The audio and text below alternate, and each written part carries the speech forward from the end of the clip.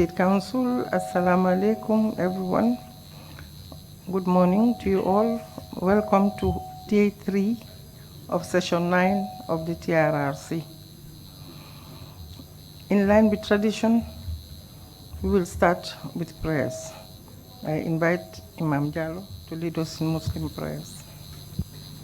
أعوذ بالله من الشيطان الرجيم بسم الله الرحمن الرحيم الحمد لله رب العالمين الرحمن الرحيم مالك يوم الدين إياك نعبد وإياك نستعين إهدنا الصراط المستقيم صراط الذين أنعمت عليهم غير المغضوب عليهم ولا الضالين ولله ملك السماوات والأرض والله على كل شيء قدير إن في خلق السماوات والأرض واختلاف الليل والنهار لآيات لأولي الألباب الذين يذكرون الله قياما وقعودا وعلى جنوبهم ويتفكرون في خلق السماوات والأرض ربنا ما خلقت هذا باطلا سبحانك فقنا عذاب النار سبحان ربك رب العزة عما يصفون وسلام على المرسلين والحمد لله رب العالمين آمين.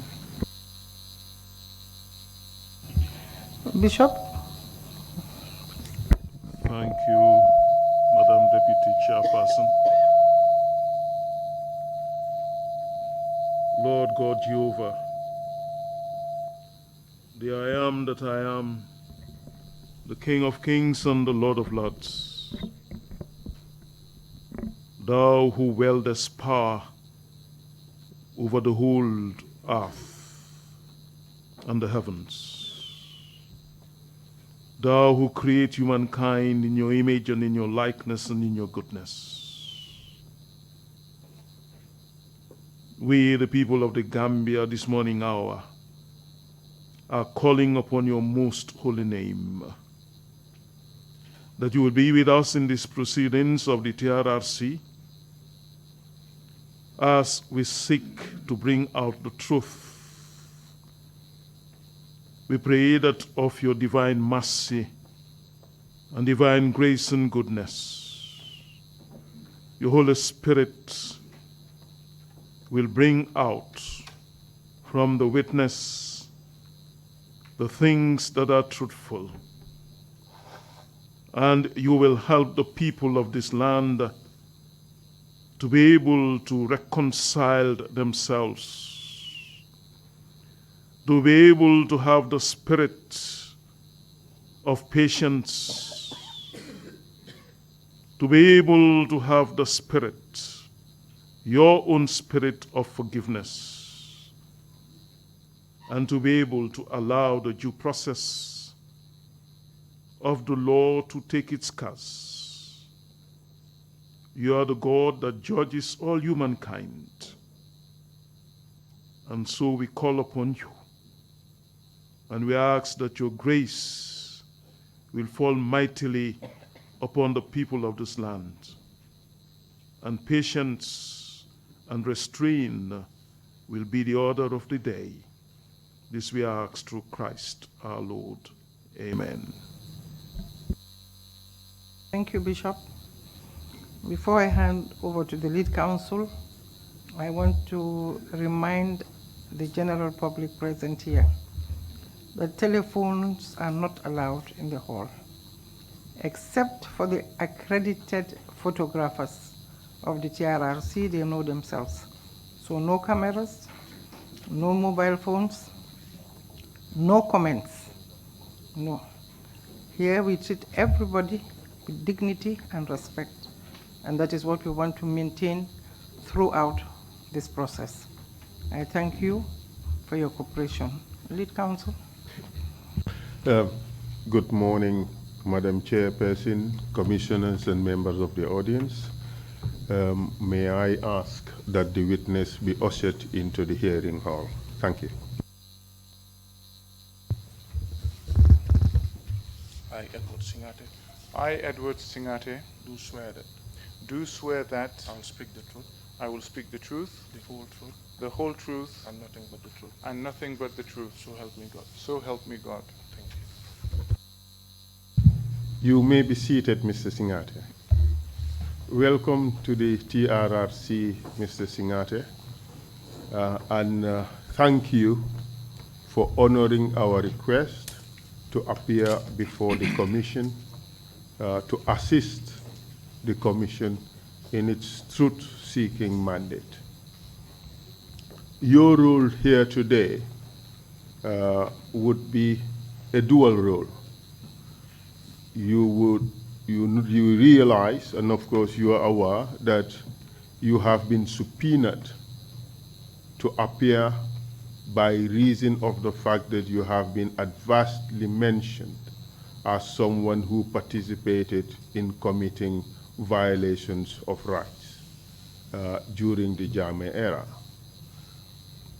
We would also crave your indulgence to assist the Commission in discussing certain facts that would enable the Commission to arrive at the truth as to what happened with regards to those particular incidents, even though you have not been adversely mentioned regarding those incidents. That is just to enable the Commission to establish an impartial historical record of what actually happened. Are you prepared to do that, Mr. Singhateh? Absolutely. Great. Before we start, I have certain warnings that I need to give you. You are a lawyer by profession, so you know the drill. It is an offense under the laws of this country to lie under oath. You are aware of that. Answer by indicating yes or no. Yes, sir, I am. Thank you very much. Also, under the laws or the act that establishes the TRRC, it is an offense to provide false information or false testimony to the TRRC. Are you aware of that? Yes, sir. Thank you very much. Let me just give you an outline of the issues I would wish us to discuss in your testimony. You don't necessarily have to write these things down. I would guide you in your testimony and would lead you into the topics as we progress. The first thing I would wish us to discuss is your biographical information. We need to know who is this Mr. Edward Singhateh that is before us. You have an interesting background. We would wish to know who you are, all the positions you have held so far and so forth. I know it's a very, very long biographical information, so we would endeavor to summarize and just go through things quickly. Then to the main substance, we want to talk about the planning for the July 22nd coup d'etat. What were the conditions that made the military feel that they needed to carry out a coup d'etat, even though they were all aware that this was an illegal venture? Then we would want to discuss how the coup d'etat was actually carried out. We have heard interesting theories as to what or may not have happened. But principally, we want to know what were the institutional failures that made the coup d'etat possible. Also, individuals have appeared here and roles or have been attributed to particular individuals. We want to know what is the truth about that. Then we want to talk about the arrest, the arrests and detention, be it lawful or unlawful, of security officers soon after the launch of the coup, the arrest and detention of politicians, including their torture at Mile 2 prisons. We would also want to talk about the torture of security detainees. That's what's called the night of torture of 6 September. We would also want to talk about November 11,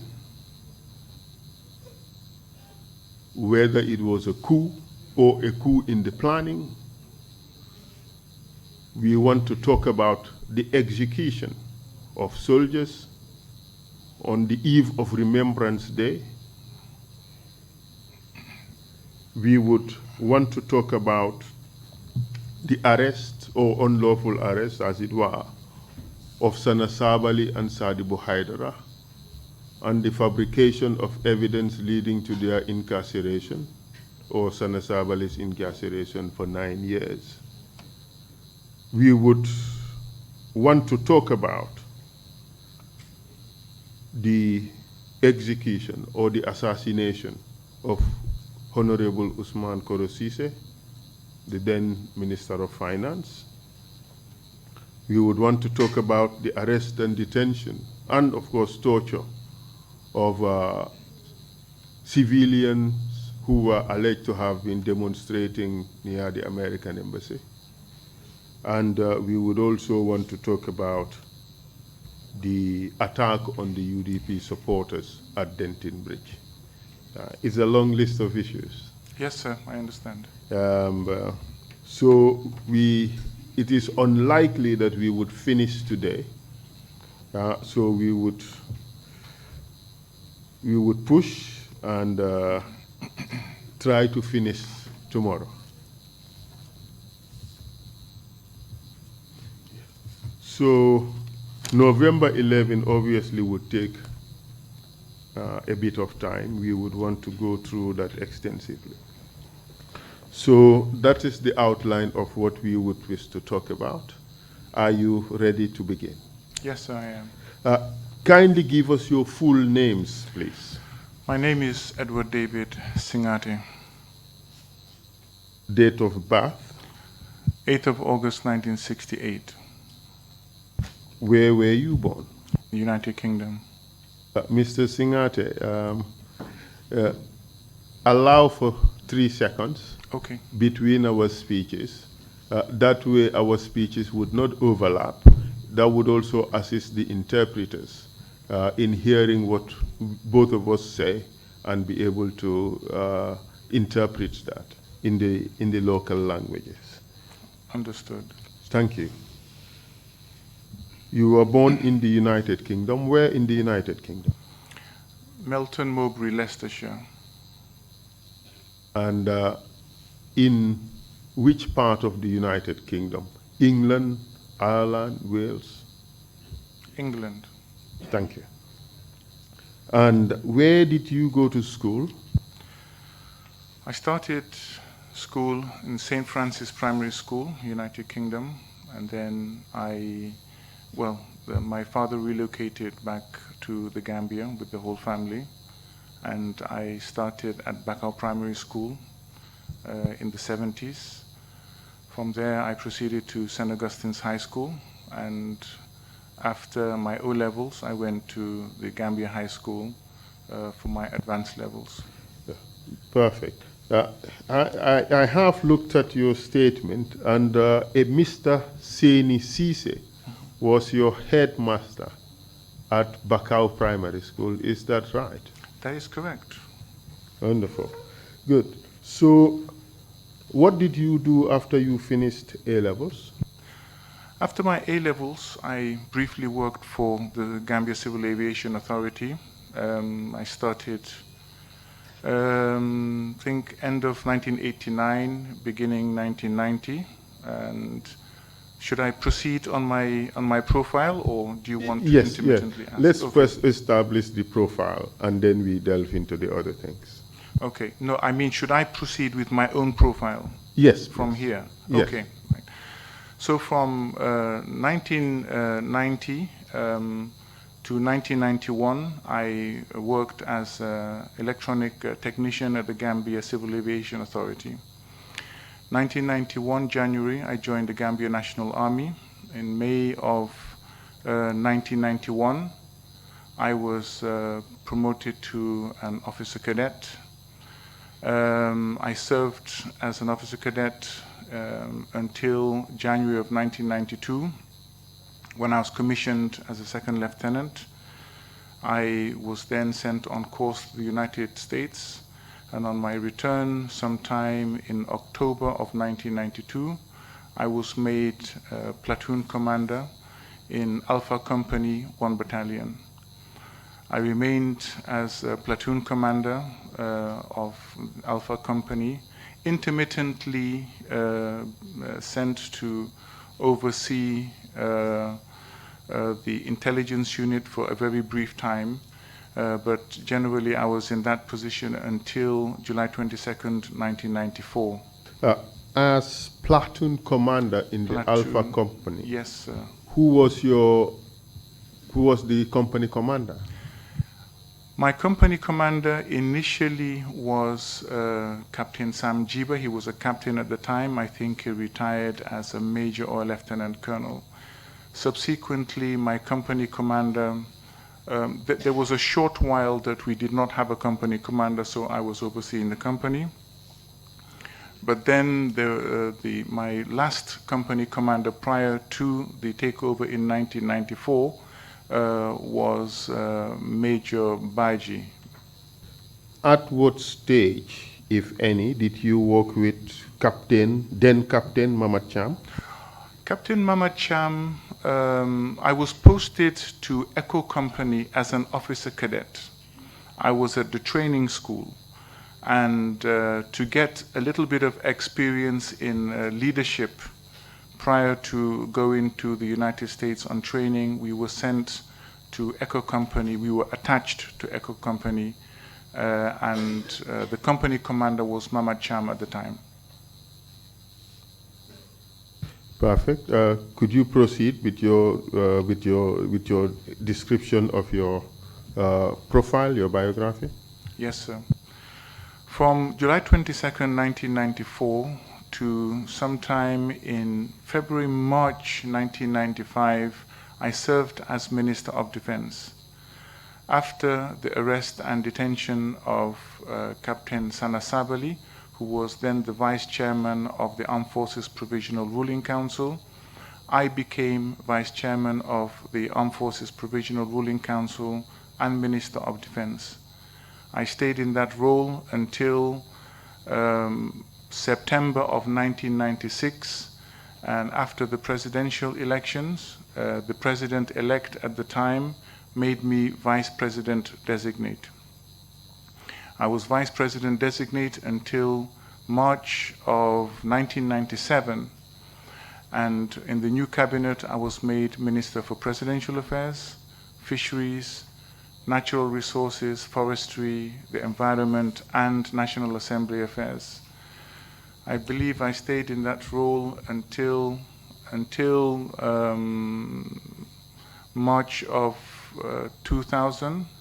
August of 2000. And then I was reassigned to the Ministry of Works, Communications, and Information. But I still retained the Presidential Affairs portfolio along with National Assembly Affairs. Yes, sir. It's correct that you continued to hold ministerial positions until September 2007. Yes, I held various portfolios such as works and infrastructure, trade, industry and employment, forestry and environment until 2007. Yes, sir, that is correct. And then what did you do after 2007? Well, I started studying law at the University of the Gambia September 2006. I finished in 2010. In March of 2011, I joined the judiciary and I was magistrate class 1 at the Brikama Magistrates Court. In September of 2012, I was posted to Bundung and made acting principal magistrate. I stayed in that role until, I believe, March of 2013 when I left the judiciary and joined private practice. I worked as a legal practitioner, a private legal practitioner at Dandimayo Chambers until February of 2016. I was appointed Vice President of the ECOWAS Commission. In March of 2016, I stayed in that role until March of 2018. From March 2018 to date, I have been working as a consultant. Thank you. So for 12 out of these 22 years of Jammeh, you worked with him. Yes, sir. I guess, if you calculate it, yes. Yes, I have calculated it. I dare say even 13, because 1994, half of 1994 included. So I would take it that you know Jame pretty well in view of this long period of association with him. Is that a question? Or? Yes, it is a question. Well, I know him from a lot of the testimony that I have heard during the course of this commission has led to me believing that perhaps I didn't know him as well as I thought I had, but that is subjective. We will get into all that, Mr. Absolutely. Singhateh. You joined the Gambia National Army in the early 90s. In 1991, you were an officer cadet. Could you tell us, because you have straddled pretty much both ends, a recruit, a very junior officer, and trainee officer, that is cadet, and then a commissioned officer. At that time, what were the problems in the army? Well, at the beginning, there were not many problems. I dare say the military is a tough place. And I believe it was President George W. Bush who said that if you cannot stand the heat, get out of the kitchen. Of course, but I mean, having said that, must the kitchen be necessarily hot? Figure of speech, sir. Proceed, please. Thank you. At the beginning, everything was okay. There were no problems. The military was sizable. It was growing. However, it was like a small unit. It was not established as a full army because everything was located either at Yundum or Farafenni. But this is not one of the problems that we faced. I'm just trying to give a general description. But having said that, morale was okay. It was generally high. There was an incident or two regarding the soldiers who had returned from Liberia, who had started a mutiny, and it had got out of hand in Yundum. I think soldiers from Charlie Company and then subsequently Delta Company. There were shots fired, but there were no casualties, and they were protesting against the fact that their allowances had not been paid. So for my part, up to a point that we will get to, there was no real problem for me personally. But with some soldiers who had been in the army for quite a while, yes, they were discontented enough to conduct a mutiny and then demonstrate and see some weapons in the barracks. And what was the source of that discontentment? Was it just unpaid allowances, or there were other problems? Well, yes, there were other problems. I was very new in the army at that time, so perhaps I would not have been able to understand the deep-seated problems that soldiers that had served for several years were facing. But talking, of course, to some of them, they were complaining about arbitrary dismissals. You know, summary justice in the army can be very brutal. You can be charged for a minor offense, a minor infringement, maybe insubordination. You will be marched to the adjutant, and he can dismiss you. It's his prerogative. So yes, definitely there must have been major discontent for them to go to the extent of conducting a mutiny. But you are not aware of the sources of that discontentment? Like I said, at the time I was very new in the army. I was still an officer cadet, so I really didn't know. How about the conditions of service up to the point officers like yourself decided to overthrow the constitutional order? What were the conditions in the army? Okay. I proceeded for training in January of 1992, and I returned, like I have just informed you, sometime in October of the same year. Now, when I arrived, the British Army training team were just about to hand over to the Nigerian Army Technical Assistance Group, NATAG. There was a lot of confusion. We didn't know the reasons why that was happening. They weren't advanced to us. It was a political decision, but which was accepted, and we just followed orders. Subsequent to that, there was a discontent. Morale started to dwindle. There were no recruitments, and subsequent batches that had finished their term were leaving, and so the workload increased, and they were not. The Nigerians were not recruiting. I'm not sure whether it was a finance issue or whether it was a policy issue, but that was a problem. The same summary dismissals became even worse because, of course, you see, the Nigerian army is a very big army, very regimented. Gambian culture had seeped into our ranks, and so. What do you mean by that? Gambian culture has seeped into our ranks. Could you be more specific? Okay, I can, but now you are interceding and then cutting my flow. But let me explain that.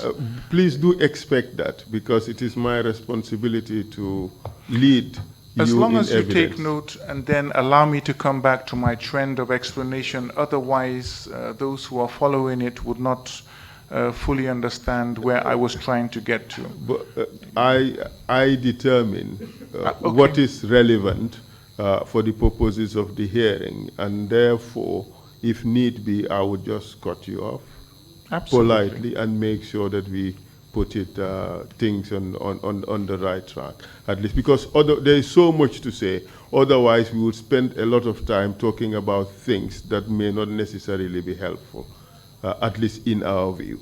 So kindly proceed, please. We want to know what were those Gambian cultures that seeped into the ranks. Tribalism, for instance. The officer corps was fragmented. You had the Mandinkas, and then you had the few Wolofs. And I would have touched on this a little bit later anyway, because this is how or what would explain to you a little bit about Yaya Jammeh and his position in the officer corps. Because being a Jola and an outsider, he was not fully accepted. But coming back to the exact question, yes, of course, regional affiliation, but not only that. I will give you an example. You see, Sana Sabali was once punished by one of the Nigerian officers for eating on the same plate with a junior soldier, with a soldier, I think a private soldier or a lance corporal. Now, in our culture, you have some food, you're eating, you see somebody, you call them to eat. It's normal. But obviously, in a proper regimented army, there is a limit to how far you can mix. And that's why I said the Gambian culture had sort of seeped into the military. And this is one example of the clash of cultures or clash with culture versus regimentation that we had. Even though I must say that the punishment, definitely was right, because in normal armies you cannot fraternize with junior ranks. That is true. So besides, well, continue with your description of the problems Okay. that you experienced at that time. Okay, sir, yes. Well, apart from the downsizing of the army or the shrinking of the military because of non-recruitment and soldiers leaving, the conditions were also deteriorating as well. The British at least looked a little bit more, I should not say a little bit, they made sure that whatever was due as far as welfare was concerned was given. Now, under the NATAG, especially for guards that were on duty and the duty officers, the feeding really deteriorated to an extent that we were being given rotten food. Yes, sir, you wanted to ask? Was that a matter of routine, or was it just some occasional aberration, a situation that just happened out of control of those responsible? It was not a matter of this thing happening occasionally. It became routine, and it featured in our reports as duty officers, and our reports were rejected, and we were told to go back and then write it properly, otherwise we would face the punishment. How frequent was this? You said it was a matter of routine. I would imagine it would happen 2-3 times a week. Something of this, well, put it this way. Over the weekends, when most officers, the senior officers, are not in the camp, we would eat rotten food. Put it that way.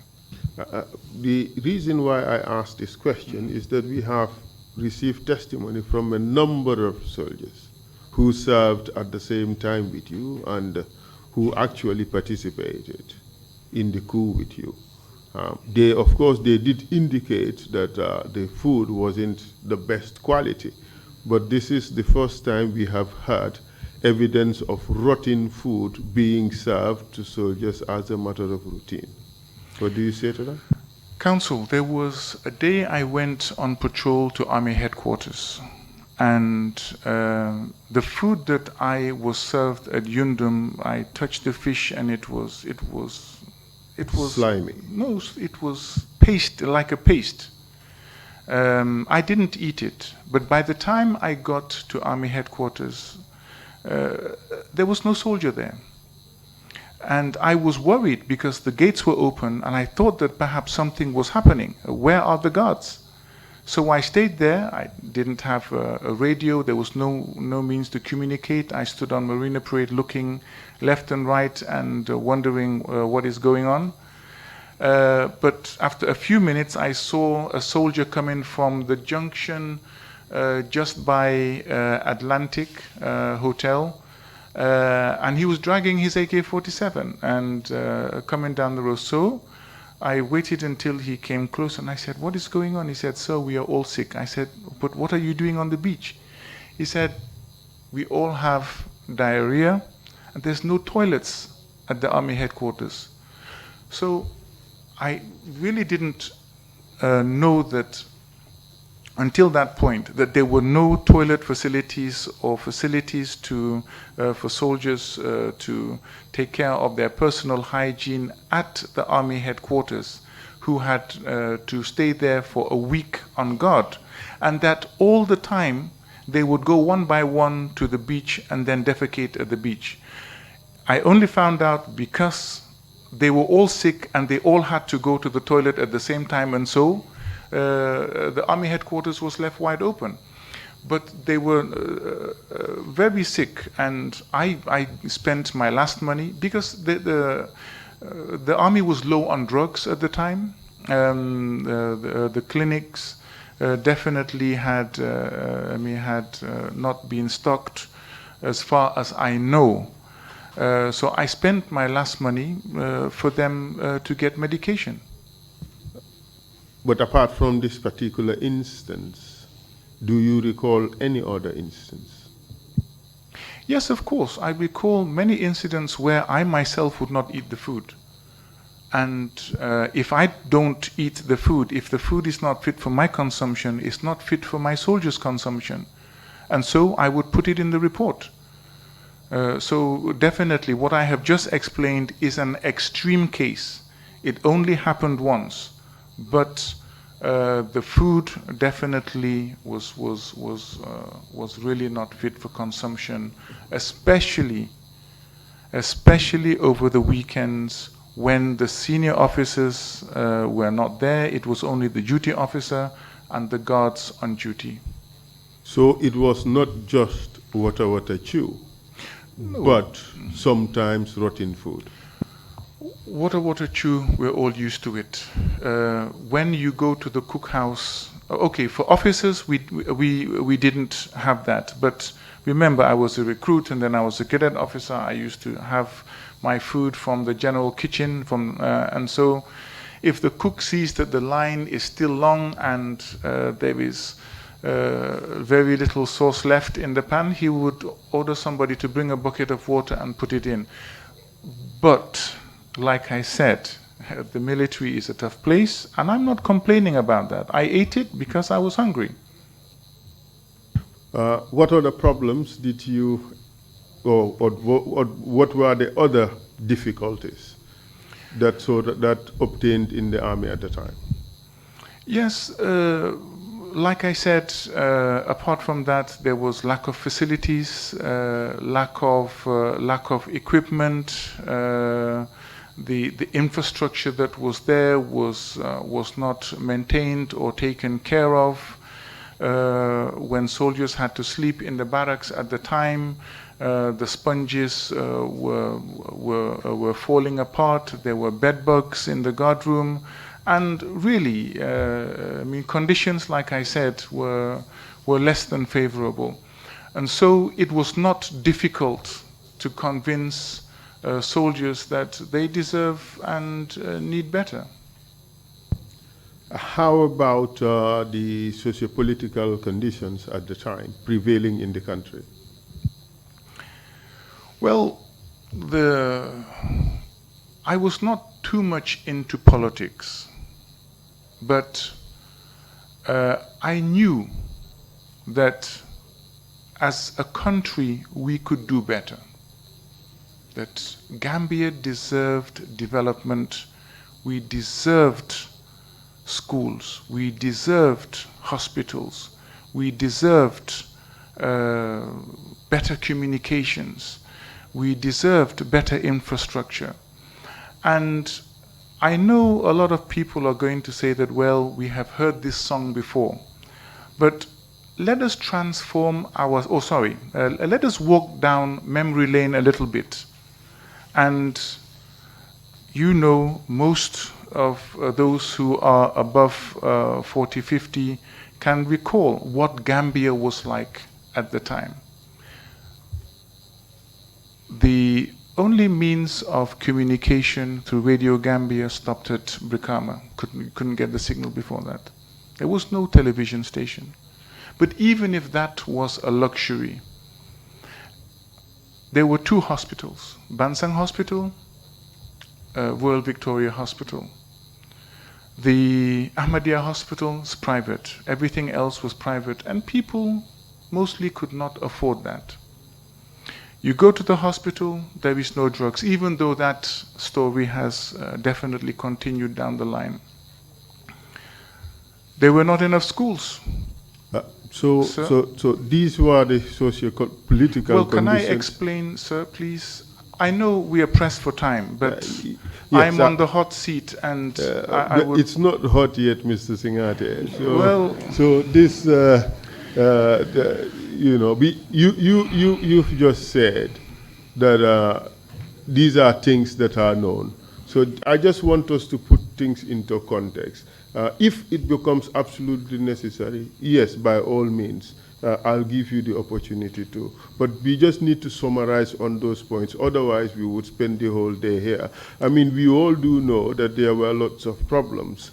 I just want you to identify those problems that perhaps led to the coup eventually. But at least in a very summarized way. Okay, sir. Well, you said it's not hot yet. Please, you have got very good staff. If you can ask them to put some ice in the freezer, so that when it becomes hot, they can assist. I don't want to catch fire. You wouldn't be needing it. Okay, sir. I'm grateful. Yes, but I mean, like I said. With regards to the deficit of infrastructure vis-a-vis the population at the time growing at 4.5% per annum, we knew that definitely Gambians deserved better. We needed more schools. We needed more hospitals. We needed more roads. We needed everything that every other country had that we felt that Gambians deserved. And we wanted to give that to them. Yes, but yes, Mr. Singhateh, yes, at that time, you were aware of your role and responsibility in society as a soldier, were you not? Absolutely, sir. And with all these problems, what did you decide to do? Okay. With all of these problems, we decided to step in and rectify the problems. This is what we had decided to do. Even if it meant losing our lives in the process, the Gambian people were worth it, and so we deserved, they needed better. And if we could, then we would, and we did. But why did you think it was your responsibility to do so? Well, in a compound, everybody has a responsibility. If there's something on the floor that is in the way, if those responsible for cleaning don't pick it up and you pass, you pick it up. You also play your role. We are Gambians and we felt that if nobody else was going to do it, we were going to do it. So you believed at the time that as soldiers it was your responsibility to be a watchdog for the government, for the people, on the government. If the government is not performing, it's your responsibility as soldiers to remove that government illegally. We knew it was illegal. Definitely we did. This is why everything that we did was clandestine.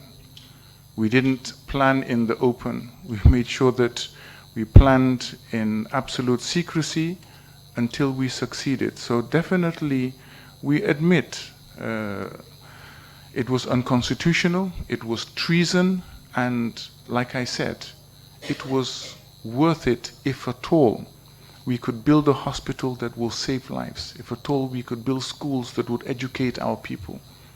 What I am trying to drive at here is the mindset of the Gambian soldier. Is it the position of the soldiers in the army at that time that it is their responsibility to overthrow a government that they believe was not performing for the benefit of the people, or it was not performing to the expectation of the people? Absolutely not. I would not want to put any blame on any soldier or any officer that was not part and parcel of the coup. They were loyal, they were dedicated, but what we did and what I did, and if you allow me during the explanation of how the coup happened, I will tell you exactly what we did to succeed. We used the conditions to subvert them. So their mindset was not that if the civilians don't do it, then it is their duty. No, that was not the mindset of GNA at the time. But was that your mindset? Was that the mindset of Sana Sabali? Was that the mindset of Yaya Jammeh? And of course, Sadibou Haidara? Subsequently, yes, there was a meeting of the minds with regards to a higher cause, a greater responsibility of what we could do. Yes. A greater responsibility by whose standards? Because the people have established a constitutional order, and the people who are the higher authority have decided that this is the only means by which we change a government. And you, a group of young officers, you sat there and think it's a higher calling for you to overthrow that arrangement by the people. Counsel, I'm not arguing with the legality or illegality or the morality of it. I am not arguing with that. Well, morality, then you're going into a very gray area. Because if we want to talk morality and the law, you know as a lawyer that there's a gray area. And I can very well sit here and argue that yes, of course, if my illegal act has saved the lives of many or improved their lives, then there is a moral justification. So I don't want to go down. I don't want to go down that. I don't want to go down that gray area. I want you to bring out all the arguments, your reasoning why you did what you did. Because remember, Mr. Singhateh, that part of our mandate is to identify some of the reasons why some of these terrible things happened in our society.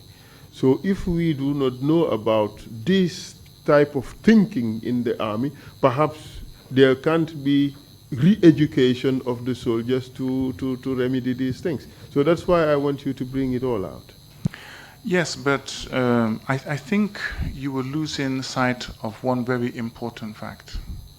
Soldiers are part and parcel of society. We live in society. Our families are integrated. Well, I mean, it's a small society, the Gambia. So the thinking right now, back then, is always that our aspirations have to be met by the government in place. Now, even though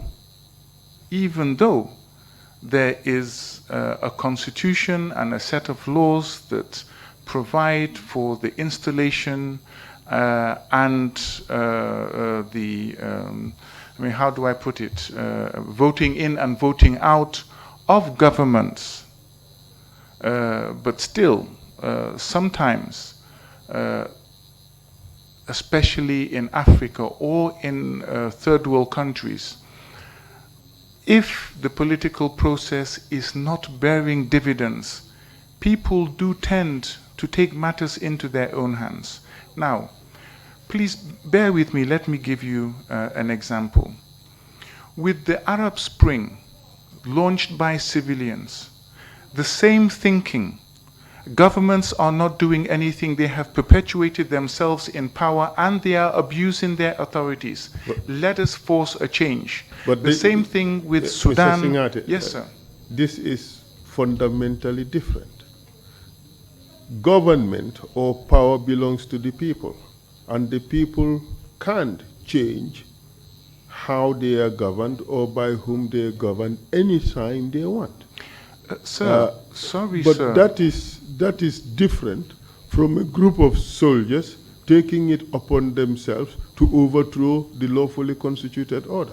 Is it? Don't you see a difference? No, there is no difference. Remember, according to our laws, civilians are not permitted to change a government anytime they want. And I want to underline that, anytime.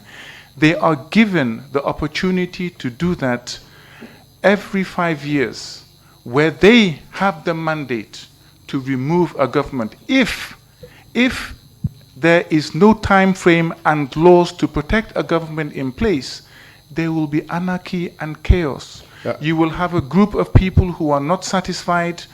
They will get up and remove a government, and that cannot. That is why we have laws, sir. Yes, that is why we have laws.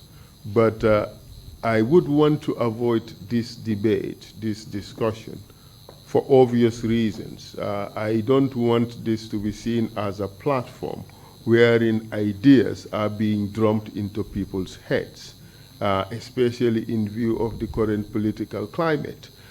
So let's just put that issue aside, all right? And let's just be content with the fact that power belongs to the people. The soldiers do not have any authority to overthrow a government, no matter how bad that government is. I agree. Perfect. So then let's move on to your planning of July 22nd coup d'etat. You've told us that you were motivated by the terrible or deteriorating conditions in the army. I mean, the food was very bad, facilities were lacking, equipment was not there, there was deficit in infrastructure and so forth. And there were also problems in the society. So how or what really got you guys to come together and plan a coup d'etat, and how was that done? As Sana Sabali had mentioned, because we were very close, we used to talk about a lot of things, and there was general discontentment within the officer corps about the Nigerians. But let me state for the record, I did not have any personal problem with any Nigerian officer. My battalion commander was very helpful to me. He was very kind to me. However, during the discussions with Sana Sabali and the prevailing circumstances where it was even difficult to get uniforms, a change of uniforms, soldiers were difficult for them to get boots, and with other conditions too, general conditions, perhaps not coming directly to my head, but coming back to the planning. We were talking generally about, look, how do we change this? I mean, this is our army, you know. Should we be commanded forever? Is this right? But the discussions developed further, beyond the army, to the conditions in the country, and whether we deserved, or our people, the Gambian people, deserved a better life or not. And so those discussions advanced, and the first real general mutiny occurred, I forgot the month, but it was in 1994 in Kudang, during an exercise called Nindoku, I believe. And because the exercise was not properly planned, because the equipment was not there, the conditions, well, of course, I mean, you go to the bush, you don't expect to have the conditions of your own house. But there was a lot of discontent.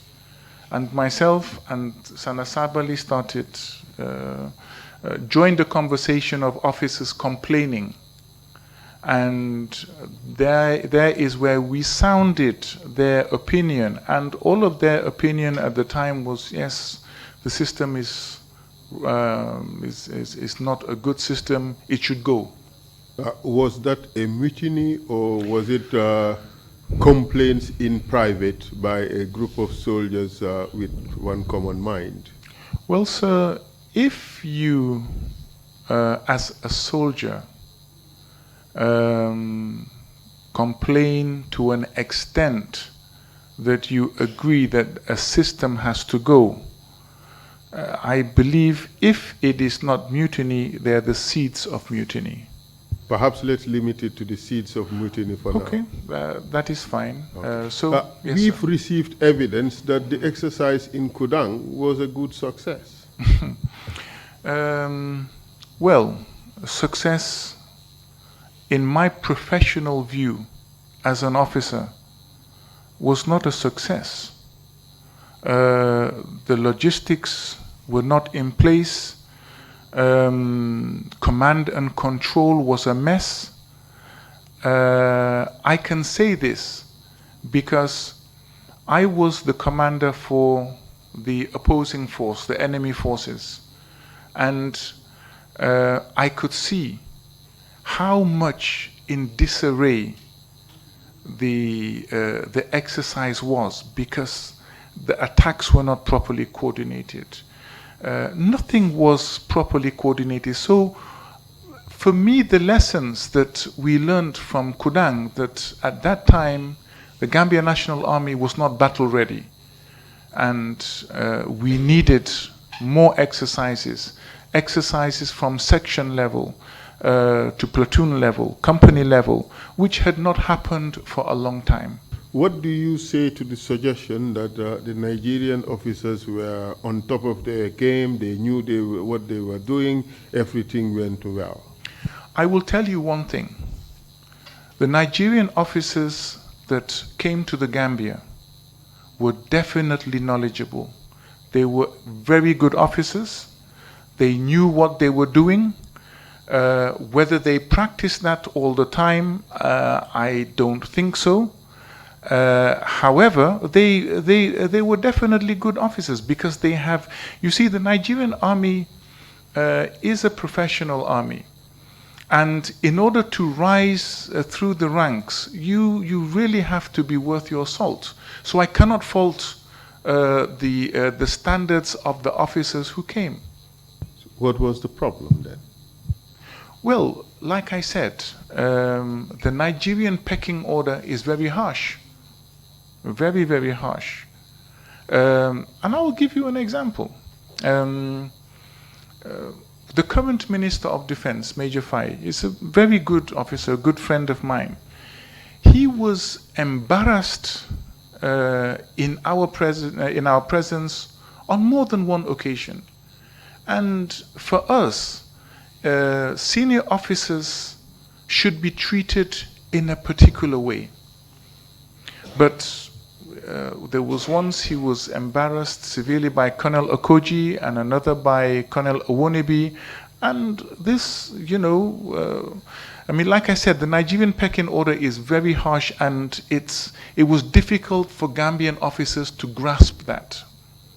So from what you have said, there was no inefficiency or incompetence on the part of the Nigerian army officers who were deployed to train or manage the Gambia National Army at the time.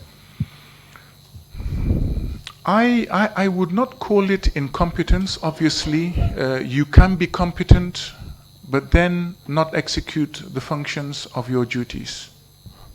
What does that mean? I mean, it's either a deliberate effort not to deliver, or one is simply incompetent. So which was it? Perhaps maybe they were just not interested in delivering.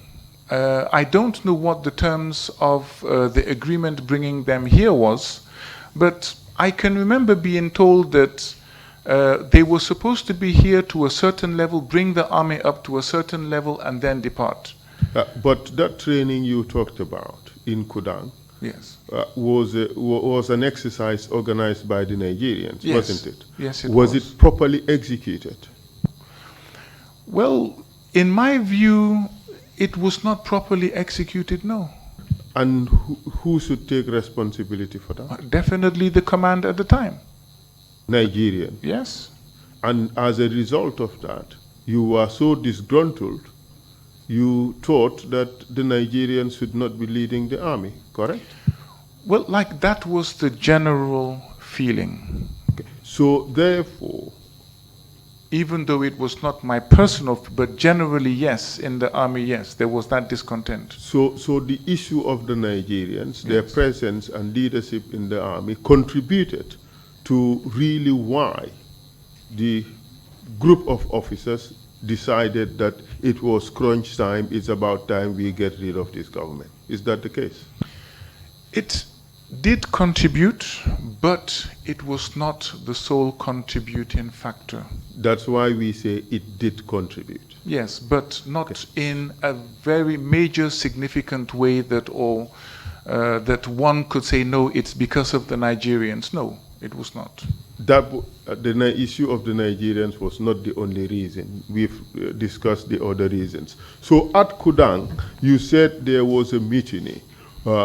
Can you tell us who participated in those discussions, sowing the seeds of a mutiny?